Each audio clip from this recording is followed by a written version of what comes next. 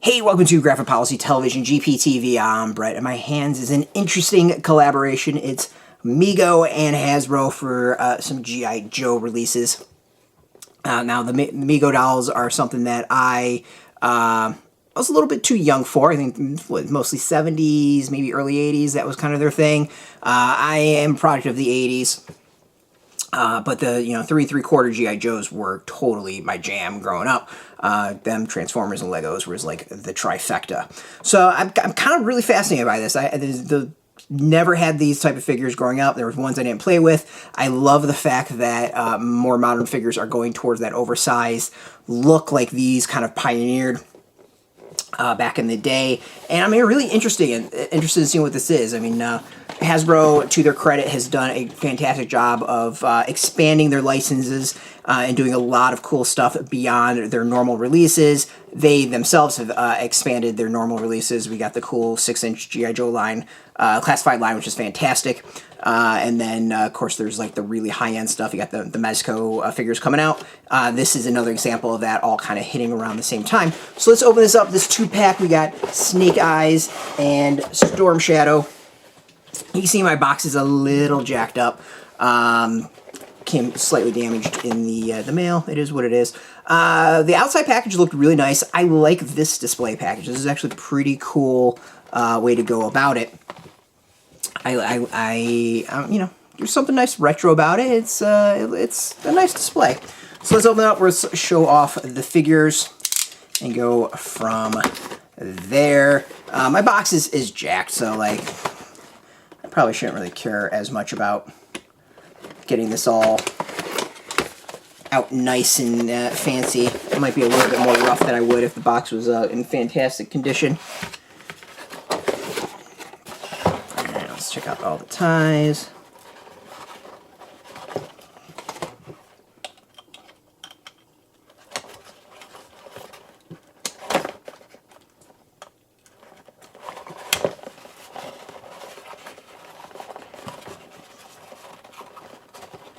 These figures, I think, have been delayed for a bit. It's been slightly frustrating. Not tons being kept up on. And this is another one, like, with the Mezco line coming out, with the G.I. Joe Classified. I mean, this is just more of a kitschy, fun thing for, I think, these collectors and the diehard G.I. Joe fans out there. I'm honestly not expecting tons from this line, at least these two figures.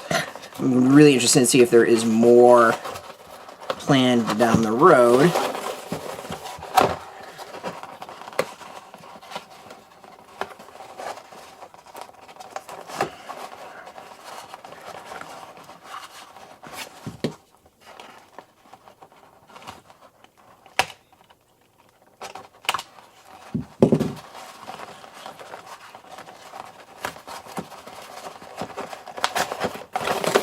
Start off with Storm Shadow. I always like to do the stand test. Let's go with that. Alright, standing, no problem. Pretty easy on that. Let's go with the... Alright, nothing on the ankle.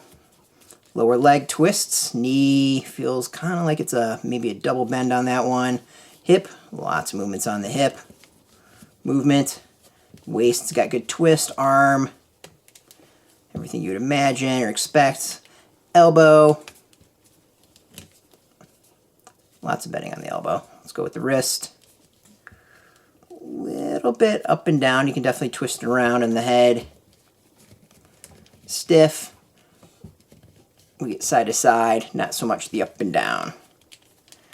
Alright, as I said, this is my first Mego figure, so alright, let's go with at least this accessory.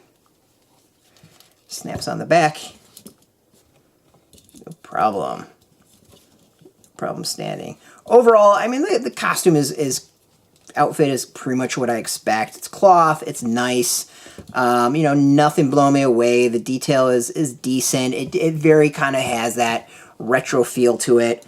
Very much, I think, of the time and of what they're going for. So, it accomplishes what they want and the style of the figures in the line. So it is what it is. As far as that, let's go with Snake Eyes next.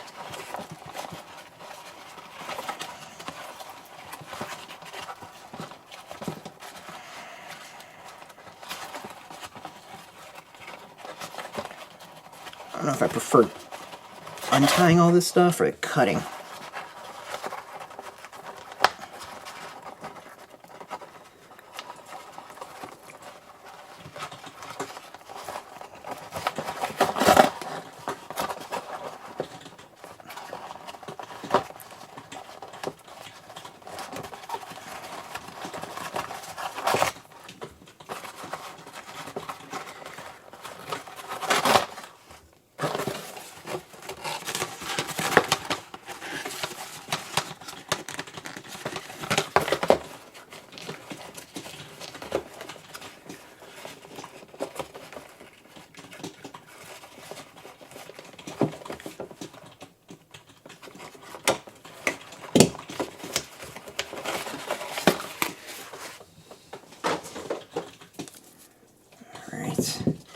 As far as articulation, I'd expect the same.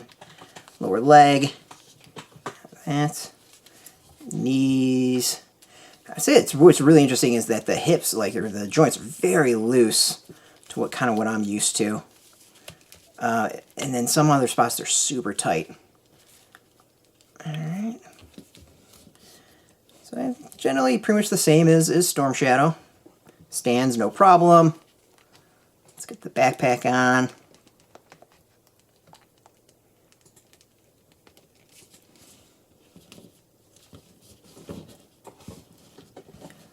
It's not like standing with the backpack, unlike... Oh, there we go.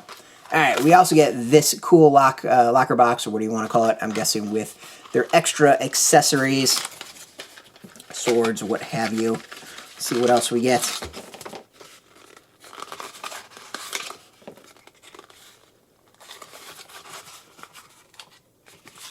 That's everything there. Oh, we get... I'm gonna guess this is all Storm Shadows on this one. Alright. Let's figure out where things can go. I'm thinking maybe a sword there. Where can we put the bow? I don't know if it's got pictures as to where to put things. Bow would be Storm Shadows. I'm going with knife. Knife here. Let's put pistol. The holsters are very loose. And...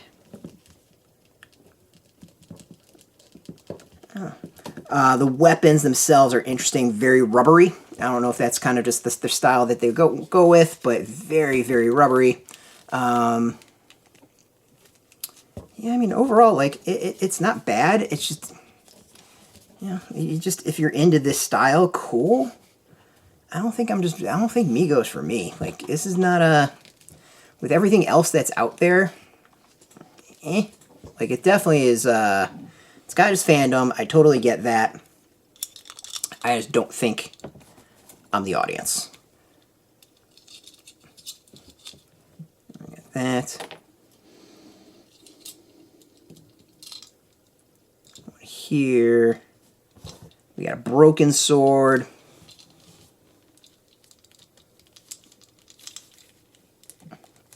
Let's get the broken sword and the nunchucks in his hand. And the nunchucks are actually a pretty cool accessory. I'm gonna go with, I'll give them credit where credit's due on that one. The shuriken, I have no idea where to put that. I think maybe it fits here. Yeah, I think that could fit in the belt. That makes sense. And it looks like we could probably also put the nunchucks and the sword in the belt as well, if we choose. Alright, well, we got everything kind of stacked away.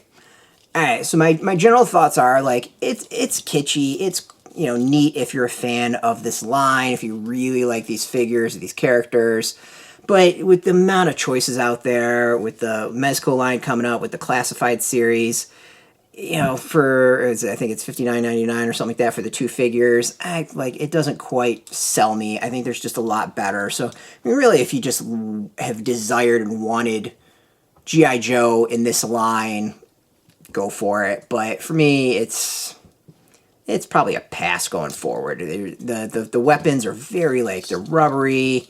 The details are kind of There's obviously, you know, lack of colors. Everything's just kind of flat as far as colors. As I keep on saying, like, I think there's just a lot out there that's just way better. And way more interesting, and you just get a lot more bang for the buck. So, overall, interesting concept.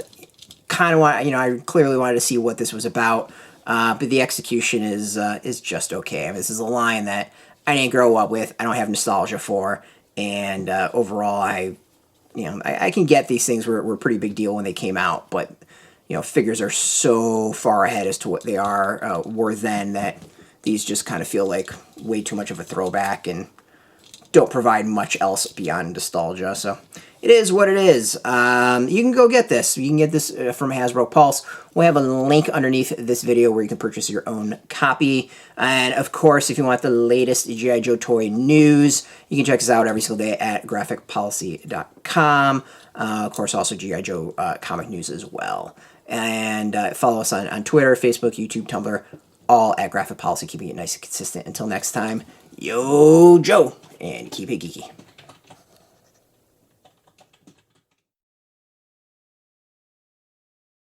Hey, thanks for watching the previous video from Graphic Policy Television. Just by watching, you help support our site. Thank you so much. Now, if you're watching these videos, you probably care about geeky things like movies, television, comic books, toys, games, video games, you name it. You can go and subscribe right now to our YouTube channel to stay in touch and catch all the new videos, or check out our website at graphicpolicy.com. There's a nice link on this end of the video. But as always, thank you for watching. Keep on rocking and keep it geeky.